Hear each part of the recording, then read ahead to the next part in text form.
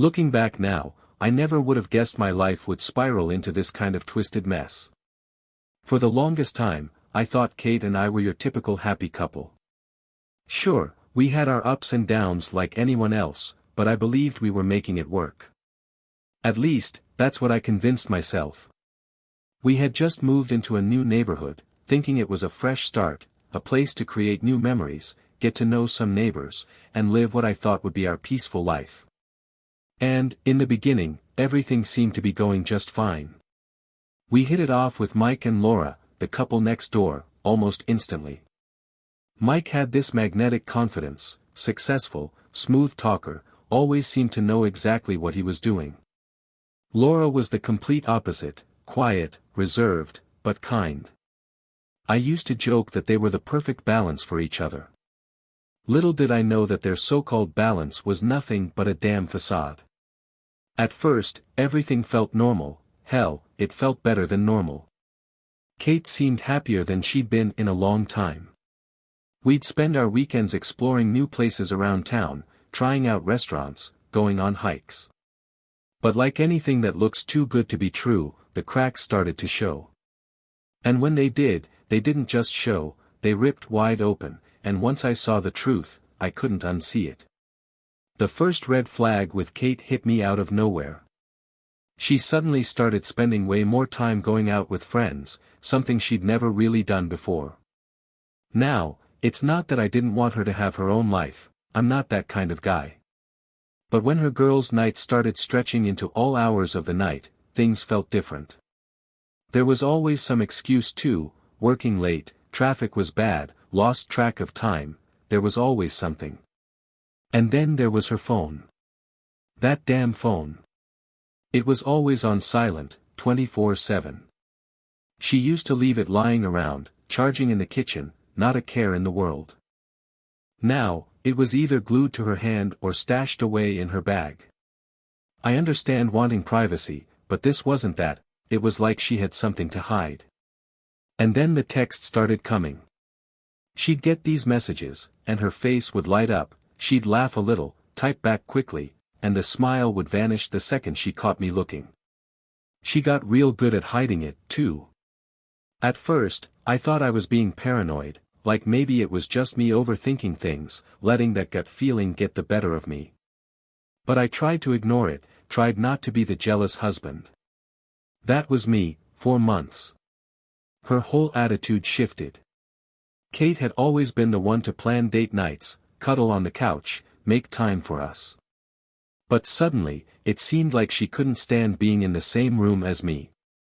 Our conversations became cold and distant, and it wasn't the usual marriage stuff. It was like she was physically there but completely checked out. I felt like a ghost in my own home, walking around while she acted like I wasn't even there.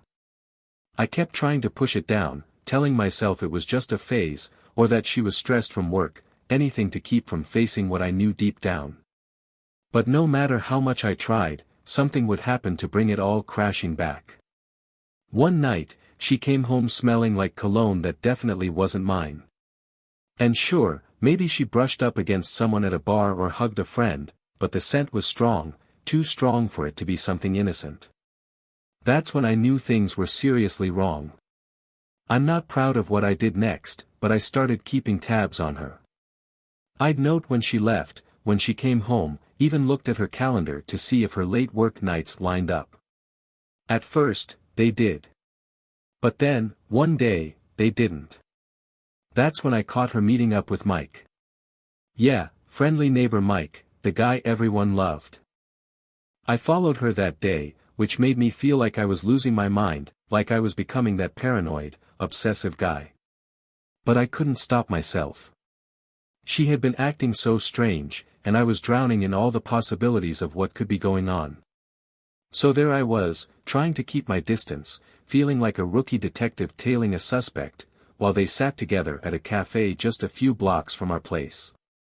And this wasn't some innocent work meeting or friendly catch-up. The way they leaned in close, how she laughed at his jokes, it was like I was watching her on a date. That smile, those eyes, all the little things that used to be just for me, now aimed squarely at Mike. I remember this sinking feeling, like the ground was crumbling beneath my feet.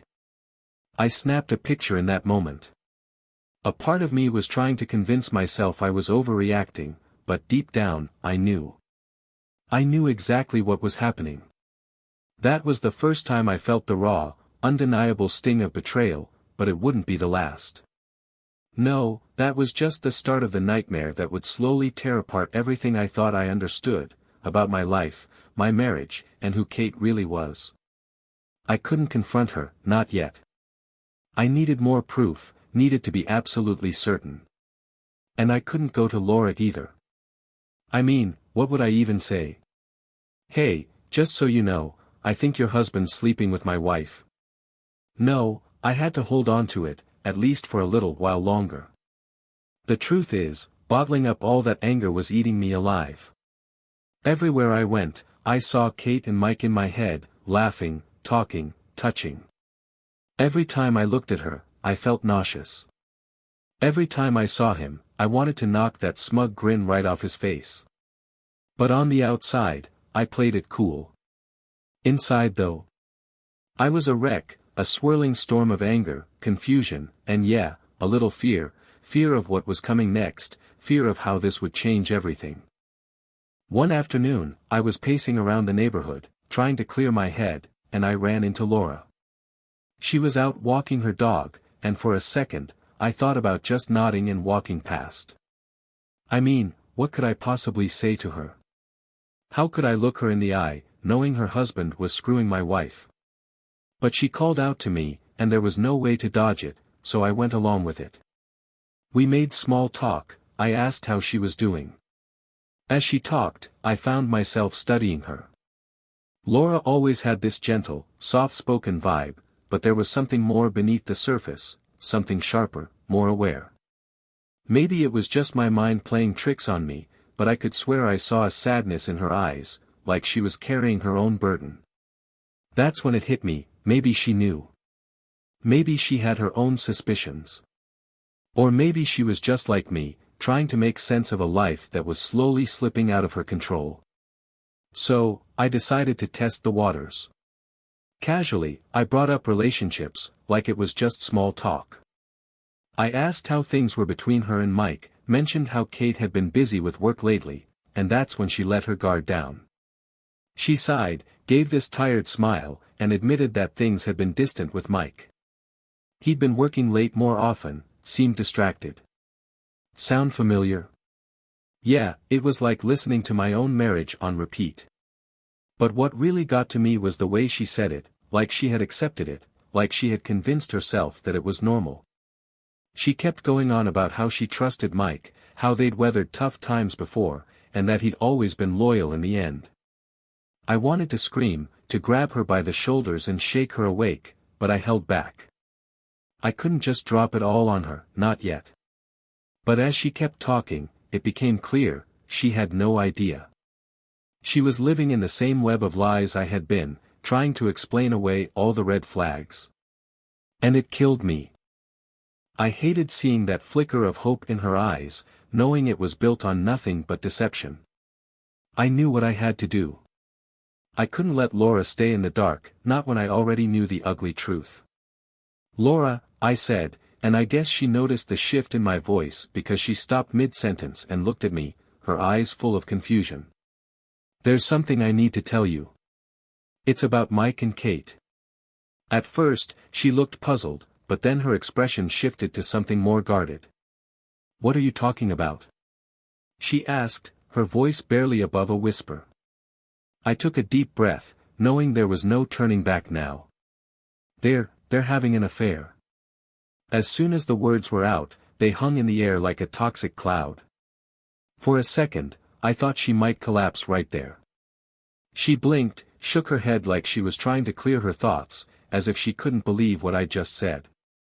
That's impossible, she stammered, her attempt at a laugh coming out more like a sob. You must be mistaken. Mike, he wouldn't, Laura, I cut in gently, I wish I were wrong. Trust me, I do. But I'm not. I saw them. I followed Kate one day, and she met up with Mike. It wasn't just some innocent meeting. It was intimate. She still couldn't wrap her mind around it. She shook her head again, looking at me like I was losing it, like I'd made the whole thing up. So, I did what I had to do. I pulled out my phone and showed her the picture I'd taken at the cafe. In the photo, you could see everything, the way Kate leaned into Mike, the way he casually touched her arm, it was right there, plain as day. When Laura saw it, I could see the exact moment it all clicked for her, the moment her entire world came crashing down. She grabbed the phone from my hand, staring at the image like she wanted to burn it with her eyes. Her breathing grew heavy, tears welled up, and then the anger hit. She tossed the phone back to me, muttering, "That bastard." We sat down on a nearby bench after that, not saying much. What was there to say? Everything we thought we knew about our lives, about our marriages, had just been ripped apart in a matter of minutes.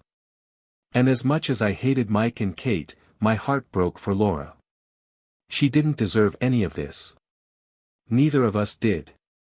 But after the tears dried up, and the initial shock wore off, something else took hold, anger, raw and unfiltered. Laura clenched her fists, her eyes staring into the distance, and I could tell she was already thinking of what to do next. "They think they can just walk all over us," she muttered under her breath. "They think we're just going to sit here and let them do this." I shook my head. "Not a chance," I replied. "They're not getting away with it. We'll make sure of that." That's when the idea hit us, the plan to turn the tables, to give Mike and Kate a taste of their own medicine. I know it sounds crazy, but we were both running on nothing but pure emotion at that point. Revenge was the only thing that made sense, the only thing that felt right.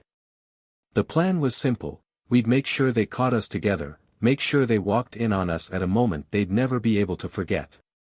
"Let's set them up," Laura said, her voice cold and determined. "Let's make sure they see it, every last second of it. Let them know what it feels like." I nodded, feeling that same fire inside, that same need for payback.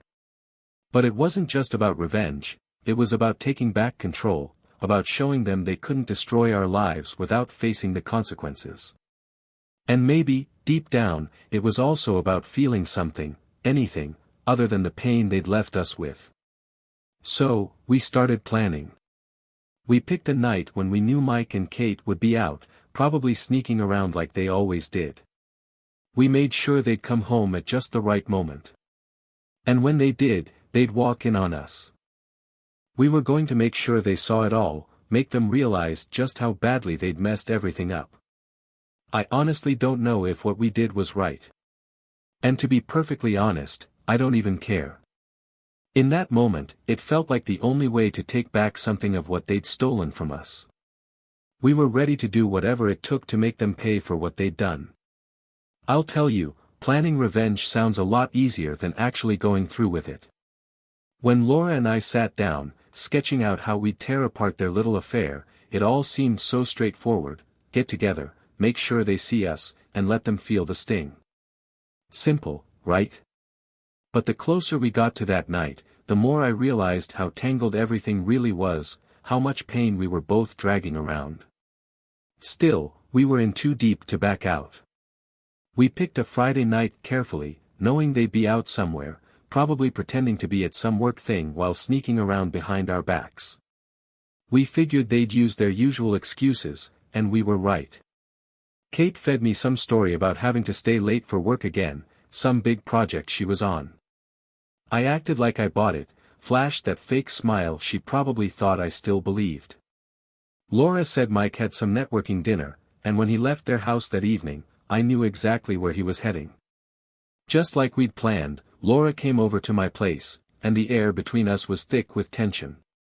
We both knew what we were about to do, and the weight of it all just hung there.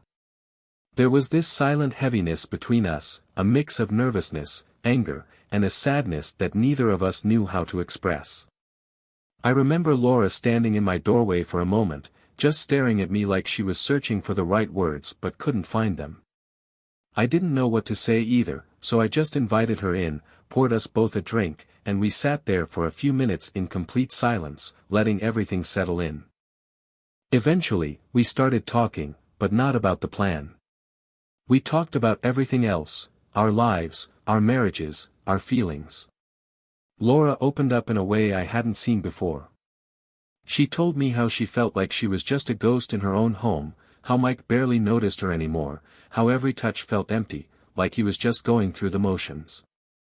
I told her how Kate's smile had gone cold, how she used to look at me like I was the only guy in the room, but now, I was just there, like some piece of furniture. It's hard to explain, but sharing that kind of pain with someone who truly understood, it felt like peeling away a numbness I didn't even know was there. In that moment, it wasn't just about revenge anymore. It was about finding comfort with someone who'd been hurt just as deeply.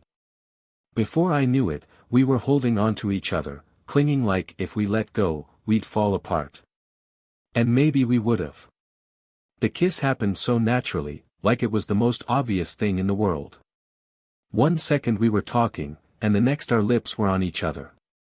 And for a brief moment, all the anger and all the betrayal disappeared. It was just the two of us, trying to forget, trying to feel alive again. I won't pretend it was some romantic, picture-perfect moment.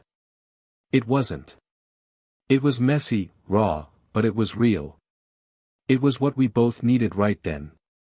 One thing led to another, and we ended up in my bed, our bodies tangled together in a way that was both desperate and freeing. I didn't care about Mike or Kate or the consequences. None of that mattered. What mattered was that Laura and I were in this together, that for a little while, we could lose ourselves in each other and escape the disaster our lives had become. The sex wasn't gentle, and it sure as hell wasn't sweet. It was fueled by this mix of anger, lust, and an unspoken understanding that we were both shattered. Maybe, in some messed up way, this was how we were trying to piece ourselves back together. We didn't know exactly when they'd be back, but we were prepared. The plan was simple: put on the show of a lifetime, make sure they saw every second of what was happening. When I heard the front door open, when I heard their voices, Mike laughing about something, Kate chiming in with that familiar flirty giggle, my heart felt like it was about to explode out of my chest. Laura must have felt the same because she squeezed my hand and gave me that look, the one that said, "It's time."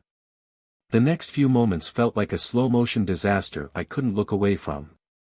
They walked in, right into the living room, and there we were, tangled up on the couch for them to see. Laura had her back to them, but I had a perfect view of their faces, the shock, the horror, the rage. Mike's eyes went wide, and he stood frozen for a moment, like his mind was struggling to make sense of what he was seeing. And Kate, her face twisted into this expression of pure fury and disgust, like she couldn't believe I'd stooped this low, as if I was the one who had betrayed her. And then everything erupted. Mike charged at me, shouting something I couldn't even make out. I barely rolled off the couch in time before he was on top of me, throwing a wild punch that missed by inches. I scrambled to my feet, shoved him back, and suddenly we were both standing there, fists up, ready to tear into each other. "Are you out of your damn mind, Alex?" Mike screamed, his voice cracking like he couldn't believe what he was seeing. "Am I out of my mind?" I shot back. "How long have you been screwing my wife, Mike? How long?" Kate started yelling too, her voice high-pitched and frantic. "How could you do this to me, Alex? After everything we've been through. Everything we've been through." I laughed, bitterness dripping from my words. "You mean like all those late nights with Mike? You want to talk about betrayal? Why don't you explain yourself for once?" Laura, still sitting there, wrapped herself in a blanket, staring at Mike like she wanted to burn a hole through him. "I guess now you know how it feels," she said, her voice cold and steady despite the chaos swirling around us. The shouting went on for what felt like hours, accusations, curses, insults hurled back and forth. Mike and Kate tried to twist it, to make Laura and me the bad guys, but we stood our ground. We laid it all out, every lie, every secret. And in that moment, I saw it hit them, the weight of it all. I saw the guilt wash over their faces, the shame in their eyes. They had no defense, no excuse, because the truth was out there, plain as day. Mike took one last swing at me, but I shoved him hard, sending him crashing to the floor, taking a lamp down with him. Kate screamed and ran to his side like I'd just hurt her precious lover. And that's when I knew I was done with the lies, the cheating, the endless excuses. Let them have each other. They deserved whatever mess was coming their way. Laura and I walked out of that house together, leaving Mike and Kate behind to deal with the wreckage they'd created. And for the first time in what felt like ages, I didn't feel like my world was falling apart. I felt free. It was messy, chaotic, sure, but it was real. And I knew, no matter what came next, I was ready for it. The dust didn't settle after that night. In fact, it only got thicker, choking out everything in its path. You'd think confronting the truth would somehow make things better, like ripping off a band-aid and letting the wound finally heal. But that night was just the beginning, the start of a war that would burn everything down around us. The next morning, I woke up in my own bed, feeling more alone than ever. Kate hadn't come home, and honestly, I didn't expect her to. I figured she was either with Mike or holed up somewhere, trying to make sense of it all. I could only imagine the conversation they were having, probably spinning this whole mess to make it look like my fault, or Laura's fault. But it didn't matter. Let them twist the story however they wanted, it wouldn't change what they did. By midday, the storm I knew was coming finally hit.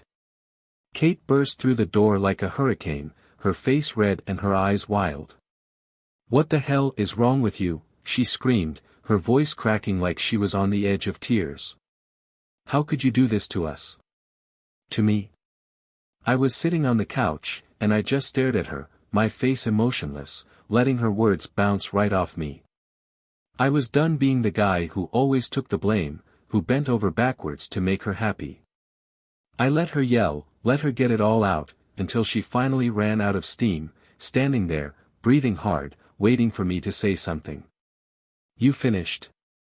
I asked, my voice cold and distant. The question seemed to throw her off because she just stood there, mouth half open, unsure of how to respond. I got up slowly and walked over to her, and for the first time in what felt like ages, I looked her straight in the eye. No fear, no hesitation. "You want to talk about betrayal, Kate? About wrecking everything we had?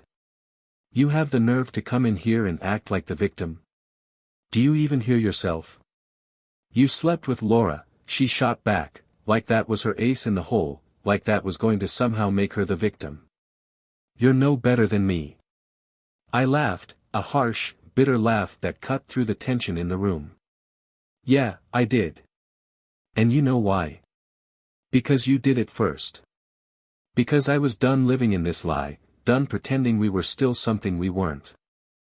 I paid you back, Kate. And let's be honest, you had it coming." Her face twisted with anger, but for a split second, I saw something else, guilt, shame. It flashed across her expression, clear as day, and I'll admit, it felt good. For the first time, I didn't care about her tears, didn't care about her cracked voice or the hurt in her eyes. All I wanted was for her to face what she'd done, to see her finally own up to it. "It wasn't like that," she muttered weakly, and I could tell she was struggling to keep up the act. I didn't mean for any of this to happen, Alex. I was confused, I was lonely, you don't understand." "You think I don't understand?" I cut in, stepping closer, feeling the anger rising inside me. "You're right, Kate, I don't understand. I don't understand how you could do this to me, to our marriage. I don't understand how you could look me in the eye, day after day, and lie to me over and over again. And don't start with your excuses. You were lonely. Well, guess what? I was lonely too, but I didn't run off and sleep with the neighbor. That was all you." That's when she finally broke. Her defenses crumbled, and the tears started flowing. "I'm sorry," she sobbed, her hands trembling as she reached out toward me. I'm so sorry, Alex. I never meant to hurt you. Please, we can fix this. We can try again, I swear. Stop, I said, pulling away from her touch like it burned. There's no fixing this, Kate. No second chances. I'm done. You made your choice, and now you have to live with it. We both do. And that was it. I turned and walked out of the room, leaving her standing there, a mess of tears and regrets. And for the first time in a long while, I didn't look back. There was nothing left to save, nothing left to fight for. I was done pretending. In the days that followed, everything exploded. The neighbors, of course, caught wind of the whole disaster. How could they not with all the yelling and slamming doors? What had once been our peaceful little neighborhood had turned into a battleground. Mike tried confronting me a couple of times, but I shut that down fast. He came over, acting all righteous, like I was the one in the wrong, but I wasn't playing that game. Go fix your own marriage, Mike, I told him. Or don't. I honestly don't care. But stay the hell out of my face. Laura wasn't putting up with any of it either. I remember one night, watching her and Mike screaming at each other in their driveway, and it really hit me how far everything had fallen apart. What used to be the picture of two couples, seemingly happy and in love, had now turned into a full-on war zone, and there was no turning back. Laura filed for divorce the next week, and I knew I needed to do the same. The whole process felt surreal, like I was watching someone else's life unravel from a distance. Meetings with lawyers, dividing up our stuff, arguing over who gets what, it felt like some out-of-body experience. But it was real, and there was no escaping it. Kate, naturally, tried to make it all about saving our marriage. She'd call, text, show up at the house unannounced, begging for one more chance, throwing out promises of counseling, starting fresh, all that. I'd never seen her so desperate, so pathetic.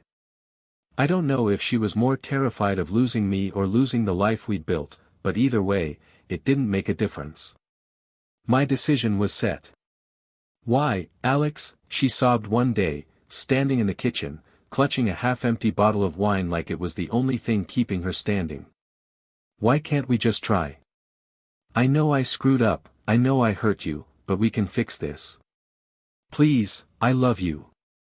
I looked at her, really looked at her, and all I saw was a stranger who had lied, cheated, and destroyed everything we once had. I don't love you anymore, Kate, I said, my voice calm and final. And you don't love me. Maybe we did once, maybe I thought we did, but not anymore. I'm not going to spend the rest of my life pretending that's enough. That's when she broke, collapsing onto the floor, sobbing like her whole world had just crumbled. And maybe it had. But I didn't reach out to comfort her. I didn't hold her or tell her it'd be okay. I let her cry, let her feel every ounce of the pain she'd caused. I wasn't going to be her savior anymore. She didn't deserve it. And that was it, the end of our marriage, the end of all the lies. As much as it felt like a million knives were stabbing through my chest, I knew it was the right thing to do. I couldn't keep living in that nightmare, couldn't keep pretending we could somehow go back to what we once had. Mike and Kate could have each other. They deserved each other, two snakes tangled up in their own web of lies. And me? I was ready to burn it all down, walk away, and rebuild, ready to take back my life, one step at a time. Filing for divorce didn't bring the relief I thought it would. It felt more like diving headfirst into a storm, knowing it was going to tear apart whatever was left of my old life. And if you think ending a marriage is just about signing some papers and calling it quits, you're dead wrong. It's a long, brutal battle, and with Kate, it felt like a war that would never end. I'll never forget that first meeting with the lawyer, sitting across from a guy who seemed way too calm for the mess I was about to dump in his lap. I laid it all out, every dirty detail, every betrayal, every lie.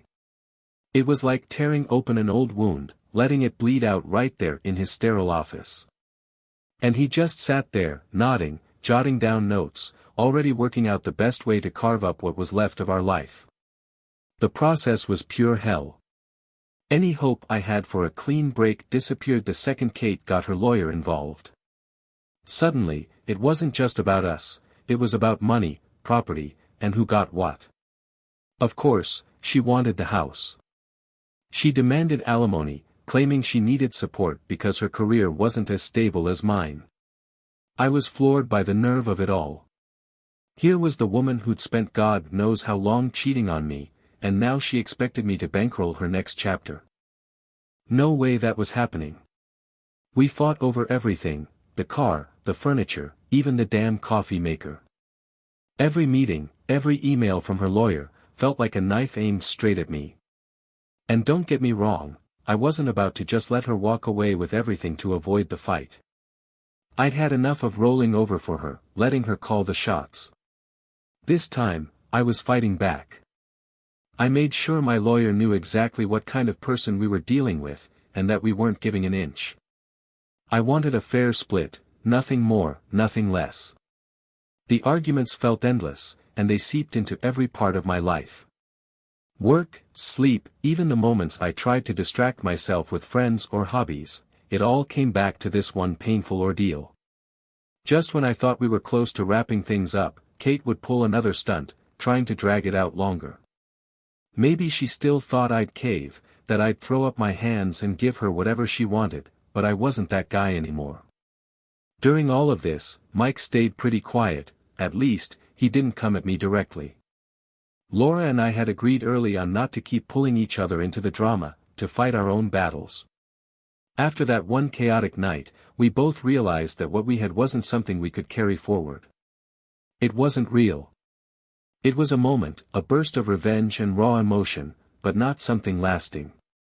We didn't regret it, but we understood it was just two broken people seeking comfort in the wreckage. And that was fine.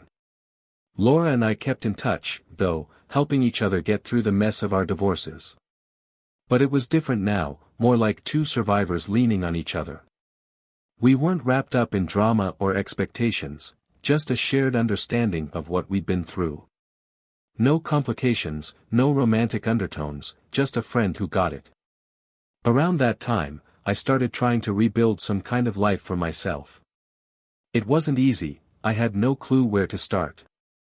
For months, my world had been consumed by Kate, by our marriage, and then by the chaos of tearing it all apart. But now, it was just me, just Alex, and I had to figure out what that actually meant. I threw myself into the gym. I'd worked out off and on before, but this was different. It wasn't about getting in shape or looking good. It was about pouring all that anger, all that hurt, into something productive, sweating it out until I felt nothing but exhaustion. And in a strange way, it helped. Every session was like chiseling away at the broken parts of myself, slowly rebuilding, bit by bit. There were plenty of days when I didn't want to go, days when I just wanted to stay in bed and let the world move on without me. But every time I pushed myself to get up, to keep going, I felt a little stronger. Outside the gym, I started picking up old hobbies, things I hadn't touched in years. I dusted off my guitar, started playing again, letting the music drown out the noise in my head.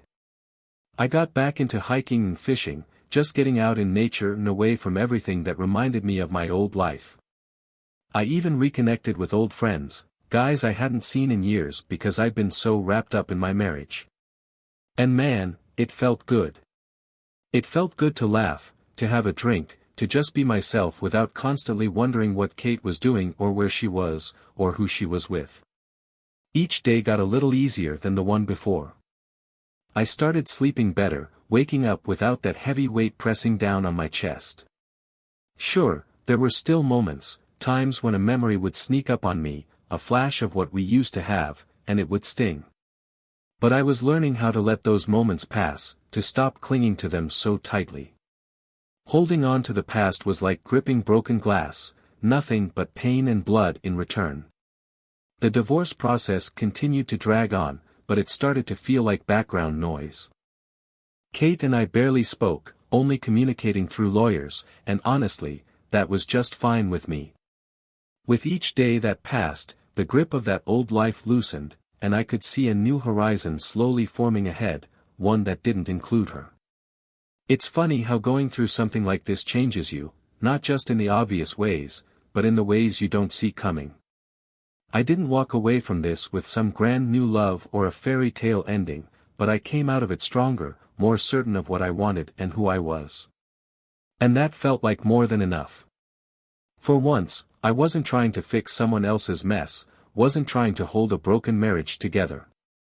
I was just living, one day at a time, one step at a time, moving forward. And for the first time in longer than I could remember, I could breathe again. The weight had finally lifted, and I felt free. The day my divorce was finalized wasn't some huge celebration. It was more like a quiet close to a brutal chapter. When it was done, I felt a shift, like the storm that had been raging for so long had finally passed. Kate and I were officially over, the ties cut, and slowly, the anger I'd been carrying around started to fade. I forgave her, not because she deserved it, but because I needed to, for myself, to finally let go and move on. Life after the divorce became about rediscovery. I had to figure out how to live for myself again, how to rebuild my routine, and find joy in things that had nothing to do with us. I threw myself into the gym, picking up running, boxing, and even hiking, anything that made me feel alive again. I reconnected with old friends, started playing my guitar again, just savoring the simple things. Every small step brought me closer to who I was, or maybe to who I was always supposed to be. Laura and I didn't try to make anything more of what happened between us that night. It was a moment we needed at the time, but it didn't shape our future. We helped each other through the divorce, sharing our struggles, but it stayed strictly platonic. I was grateful for that. We both needed a clean slate. I started dating a little, going out more, meeting new people, not rushing into anything, just enjoying life. And sure, Kate's memory would still surface now and then, but the sting wasn't the same. Instead of dwelling on the past, I learned to let it go. I found comfort in my own company and in the new life I was building. Every struggle, every sleepless night had shaped me into someone stronger, someone happier. And when I looked in the mirror, I finally recognized the person staring back. It wasn't about erasing what had happened, it was about moving forward, about finding peace with who I had become. And for me, that was more than enough.